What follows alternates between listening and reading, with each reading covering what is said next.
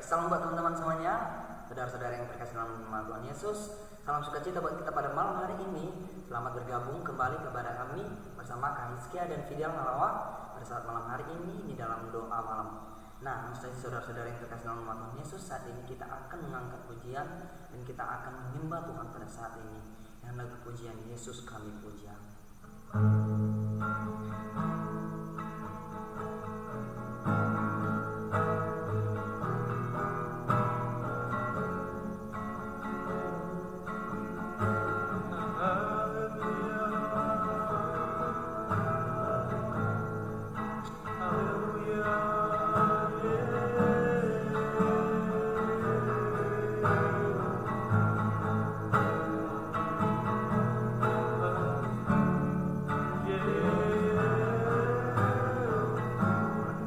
Adalah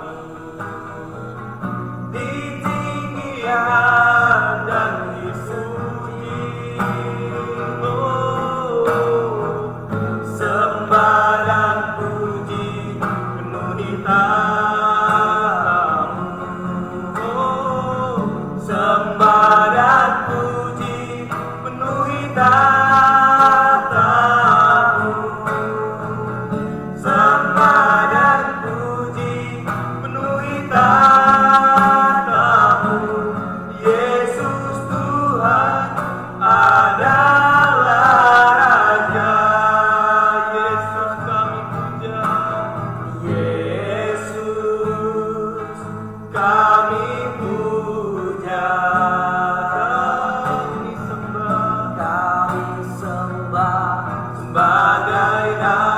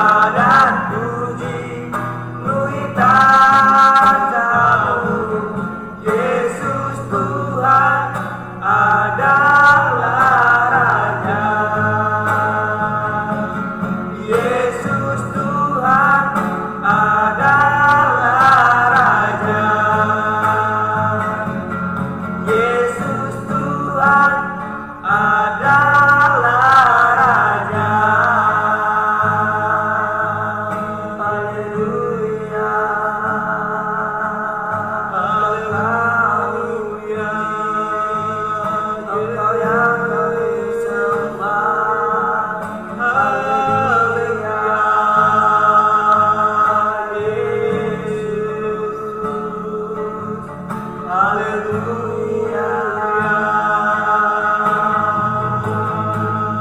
Sejauh langit dari bumi, begitu besarnya kasih-Mu,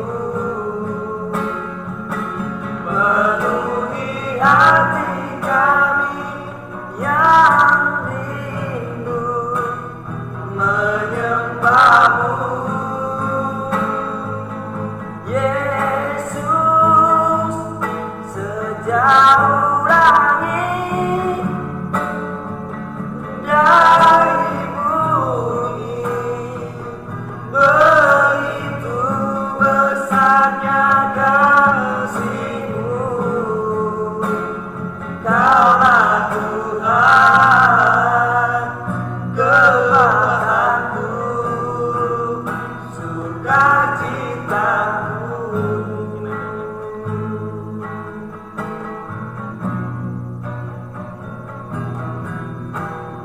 Engkaulah kekuatanku,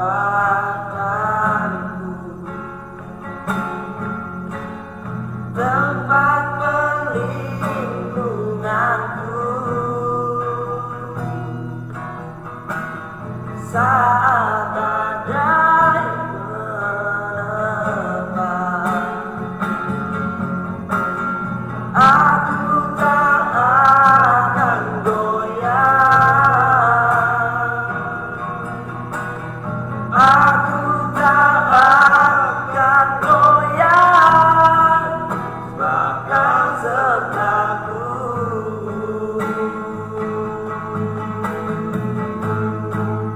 Sejauh langit dari bumi, begitu besarnya kasih-Mu,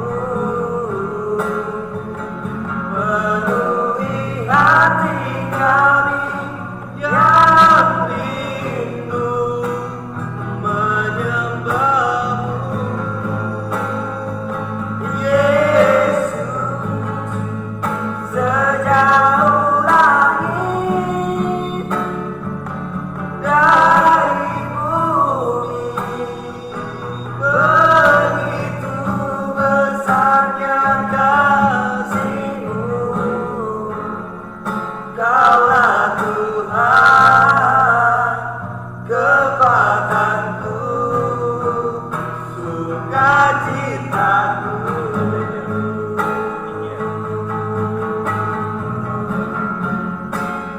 Kaulah Tuhan, kekuatanku, sukacitaku. Haleluya, haleluya. Engkaulah sukacita kami pada saat malam hari ini, Tuhan. Kami sangat bersyukur, berterima kasih Tuhan buat setiap kasih yang telah Engkau berikan bagi kami, Bapa. Di mana penyertaan-Mu yang telah Engkau berikan dalam hidup kami, Tuhan. Dalam satu hari lamanya Tuhan, Engkau telah memelihara kami, sehingga saat ini Tuhan kami boleh kembali menyembah, memuliakan nama-Mu, Bapa yang baik. Bapa yang baik, saat ini Tuhan, sebentar lagi kami akan mendengarkan firman-Mu. Berfirmanlah bagi kami, Tuhan. Engkau pakailah hamba-Mu Tuhan yang sebentar lagi berkata-kata untuk menyampaikan firman-Mu. Engkau pakai lidah bibir hamba-Mu Tuhan dalam menyampaikan firman-Mu. Biar kiranya firman yang boleh disampaikan hamba-Mu Tuhan menjadi berkat dalam hidup kami. Dan kami yakin dan percaya bahwa itu menjadi rema dalam kehidupan kami, menjadi kekuatan dalam kehidupan kami. Sehingga semua kami Tuhan yang mengalami masalah ataupun yang hilang harapan, Tuhan akan diberikan harapan. Dan yang mengalami sakit penyakit akan disembuhkan saat ini juga, mujizat yang terjadi. Kami siap menyambut firman-Mu Tuhan. Hanya di dalam nama Tuhan Yesus Kristus kami telah berdoa dan mengucap syukur. Haleluya, amin. Shalom, selamat malam semua sobat Kabar Sukacita yang berada di Facebook dan TikTok. Puji Tuhan, shalom semuanya. Kita seperti biasa, hari ke hari kita akan menjalankan doa malam kita. Dan untuk pertama kalinya kita live juga di TikTok. Shalom semuanya teman-teman di TikTok. Dan hari ini kita akan belajar tentang firman Tuhan, tentang proses dari Tuhan. Nah, setiap orang pasti akan mengalami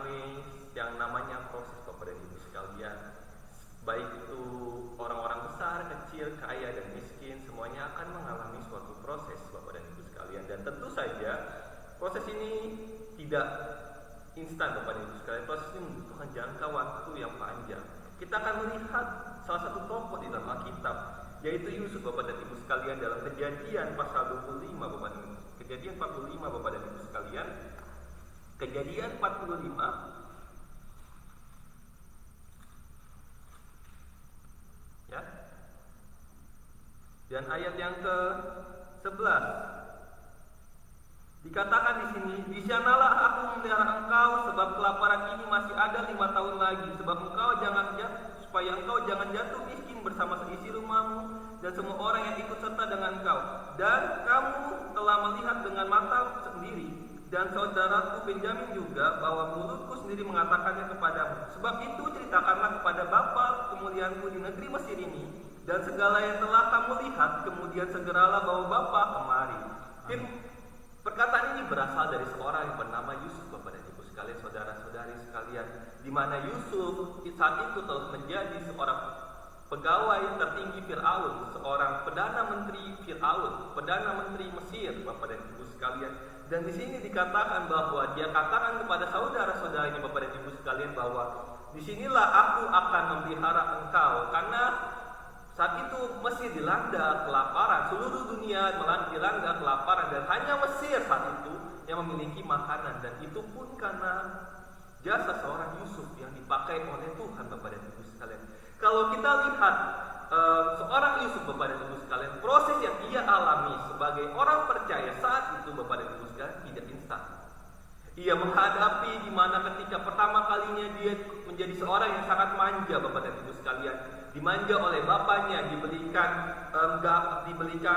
jubah yang sangat indah Bapak dan Ibu sekalian oleh bapaknya sendiri berwarna ungu, sehingga saudara-saudara Yusuf saat itu menjadi marah dan cemburu kepada Yusuf, sehingga Yusuf dibuang Bapak dan Ibu sekalian ke Mesir Bapak dan Ibu sekalian. Bukan dibuang, tapi bukan hanya dibuang, tapi dia dilemparkan dulu ke sumur Bapak dan Ibu sekalian. Dan setelah dibuang ke sumur Bapak dan Ibu sekalian, dia mengalami proses yang Tuhan berikan kepadanya. Ketika dia dibuang ke sumur, bukan hanya dibuang, tetapi juga dia dijual, bukan karena dia diculik oleh orang jahat Bapak dan Ibu sekalian, tapi oleh saudara-saudaranya sendiri. Malangnya Yusuf di sini, ia mengalami kejadian yang buruk dilakukan oleh saudaranya sendiri. Yang dia berpikir bahwa kakak-kakaknya sangat menyayangi dia, yang dia pikir saudara-saudaranya sangat mengasihi dia. Ketika itu dia melihat, ketika ia hendak mencari mereka semua, ketika Yakub menyuruh Yusuf mencari mereka, justru Yusuf dibuang oleh mereka. Padahal Yusuf saat itu sedang mencari mereka. Di mana kakak-kakakku? Di mana mereka? Aku khawatir kepada mereka. Mereka tidak pulang, mereka tidak kelihatan hingga saat ini. Sehingga Yakub itu menyuruh Yusuf pergi ke ladang mencari mereka. Tetapi di sini bukan hal yang baik ia terima. Proses yang ia alami adalah proses yang buruk. Di mana ketika ia mencari dan menemukan mereka, ia justru dibuang ke sumur. Sebagai saudara, sebagai manusia, dia kecewa kepada Tuhan. Padahal sebelumnya Tuhan memberikan satu mimpi kepadanya, yaitu semua bintang-bintang akan sujud kepadanya. Tetapi ketika ia melihat kenyataan yang ada dari proses yang Tuhan berikan kepadanya, ia mungkin kecewa. Ia mengalami pembuangan. Ia dibuang ke sumur, lalu dia dijual. Ketika dia dijual, sebelumnya dia ingin dibunuh. Dia melihat saudara-saudaranya dari atas sumur. Dari bawah sumur dia melihat ke atas saudara-saudaranya. Dan dia melihat kakak-kakaknya berbisik-bisik hendak membunuh dia. Mungkin saat itu dia menangis. Dia teriak, kakak, gimana ini, kakak-kakakku mau diapain? Dan di saat itu Ruben berkata, jangan dijual, jangan dibunuh, tapi dijual saja. Dan akhirnya Yehuda menjual dia ke Mesir melalui seorang Ismail, dikatakan di situ. Dan ketika dia dijual ke Mesir Bapak dan Ibu sekalian, dia datang ke Potifar, dia dibeli oleh Potifar, ia tetap menjalankan proses yang Tuhan berikan kepadanya. Dia tahu suatu hari nanti mungkin Tuhan punya rencana yang indah Bapak dan Ibu sekalian dalam hidupnya. Dia tahu bahwa Tuhan punya satu mimpi kepadanya, dan mimpi itu mungkin akan Tuhan nyatakan melalui dia Bapak dan Ibu sekalian. sekalian. Dan dia terus berjalan melalui proses-proses yang Tuhan berikan. Dia menjadi orang yang rajin. Ketika proses buruk ia alami, ia itu tidak mematahkan semangatnya, sekalipun dia sempat kecewa kepada saudara-saudaranya Bapak dan Ibu sekalian, tapi ia menjalankan proses dengan luar biasa. Ia melakukan terbaik dalam prosesnya dia. Ketika Potifar menyuruh dia mengurus ladang, ketika Potifar menyuruh dia mengurus rumah tangga, ia melakukannya dengan cara yang terbaik, sehingga ia dipercaya oleh Potifar segala hal saat itu. Potifar saat itu adalah seorang pegawai Firaun, pegawai istana, bisa dikatakan begitu, sangat kaya dan sangat besar namanya. Suatu hari ketika dia sedang membereskan rumah, datanglah istrinya mengajak untuk Yusuf berbuat hal-hal yang tidak baik, dan Yusuf menolaknya. Di sini menarik Bapak dan Ibu sekalian. Prosesnya ia alami mulai dari dibuang Bapak dan Ibu sekalian ke sumur, dijual ke Mesir Bapak dan Ibu sekalian. Lalu setelah itu menjadi seorang hamba budak Bapak dan Ibu sekalian, dari seorang pegawai Firaun bernama Potifar. Lalu setelah itu Yusuf digoda oleh istri Potifar untuk melakukan hal-hal tidak senonoh kepadanya, dan Yusuf menolak berkali-kali, hingga satu hari Yusuf tidak lagi kuat Bapak dan Ibu sekalian terhadap cobaan tersebut. Diajak, mungkin Potifar sangat cantik Bapak dan Ibu sekalian, dan Yusuf ganteng Bapak dan Ibu sekalian ya. Dan digoda oleh tante Potifar yang mungkin sangat cantik saat itu Bapak dan Ibu sekalian. Tentu saja sebagai laki-laki dia sudah tidak kuat lagi, sehingga dia melarikan diri dan keluar supaya dia tidak jatuh ke dalam dosa. Dan ketika dia keluar, dia tahu bahwa saya harus melawan dosa ini. Dia keluar untuk menenangkan dirinya. Ketika dia masuk kembali, keadaan menjadi buruk Bapak dan Ibu sekalian, di mana istri Potifar mengatakan bahwa Yusuf sudah memperkosa dia. Sekali lagi dia mengalami pencobaan proses yang tidak baik, yang buruk di hadapan dia.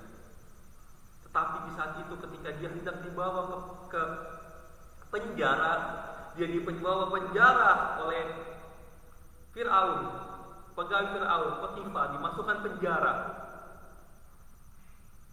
Dia bertemu dengan juru minuman dan juru roti. Dia menerjemahkan mimpi mereka. Dikatakan, hei kalian, kalau kalian sukses nanti ingat kepada saya. Tetapi ketika mereka sudah dibebaskan, salah satu ada yang mati dan salah satu ada yang hidup, Bapak dan Ibu sekalian, ia dilupakan. Sekali lagi prosesnya sangat buruk dan sangat tidak baik, sangat tidak mengenakan Bapak dan Ibu sekalian dalam hidup Yusuf saat itu. Dan ketika Yusuf juga akhirnya suatu hari Firaun Bapak dan Ibu sekalian mendapatkan mimpi. Dan di mimpi itu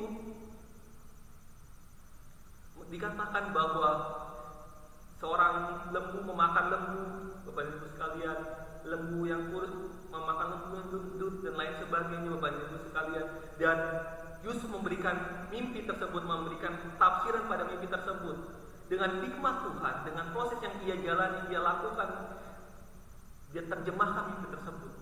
Dari bertahun-tahun lamanya dia menunggu, dan akhirnya Tuhan berikan jalan kepadanya, yaitu bertemu dengan Firaun melalui penafsiran mimpi Bapak dan Ibu sekalian. Sangat panjang Bapak dan Ibu sekalian yang ia hadapi saat itu. Ketika itu juga ia akhirnya dipercayakan oleh Firaun untuk mengatasi kelaparan yang akan terjadi. Bagaimana caramu untuk mengatasi kelaparan saat ini sehingga Firaun memberikan kepercayaan kepada dia menjadi perdana menteri. Disuruh mengatur seluruh Mesir, mulai dari mengatur rumah Potifar Bapak dan Ibu sekalian. Lalu Tuhan percayakan mengatur seluruh Mesir. Perjuangan dan proses yang sangat luar biasa. Untuk menjadi orang yang luar biasa dan sukses di mata Tuhan, ada proses-proses yang Tuhan berikan kepada Yusuf.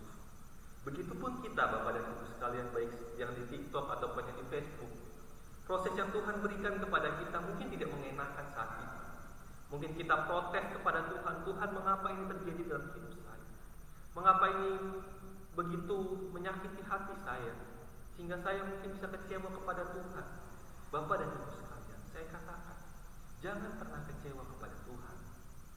Karena setiap proses yang Tuhan berikan kepada kita, pasti ujung-ujungnya memberikan yang kebaikan kepada kita, menjadikan masa depan yang harapan kepada kita. Dan Yeremia 29 ayat 11 mengatakan bahwa rancangan-rancangan ada padaku, ada rancangan damai sejahtera. Itu Tuhan katakan kepada Yeremia dan kepada bangsa Israel sebelum Bapak dan Ibu sekalian, sebelum mereka ditawan ke Babel. Bayangkan bagaimana sebuah hal yang baik dikatakan, ini rancangan-rancanganku dan rancangan damai sejahtera, padahal mereka mau dibuang ke Babel.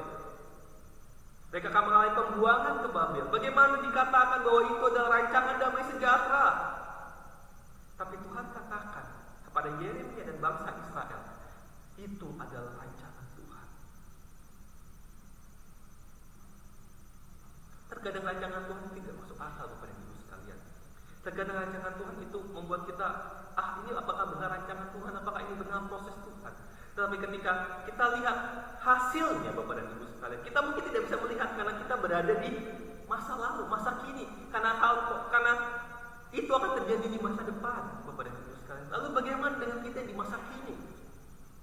Saya katakan bahwa seperti Yusuf tetap berharap kepada Tuhan, tetap tidak menjadi orang yang berubah Bapak dan Ibu sekalian, tetap menjadi orang yang baik di mata Tuhan, tidak jatuh di dalam dosa, tetap menjalani kehidupan kekristenan yang sangat baik, tetap menjalani kehidupan yang berkenan di mata Tuhan. Itu terpenting Bapak dan Ibu sekalian.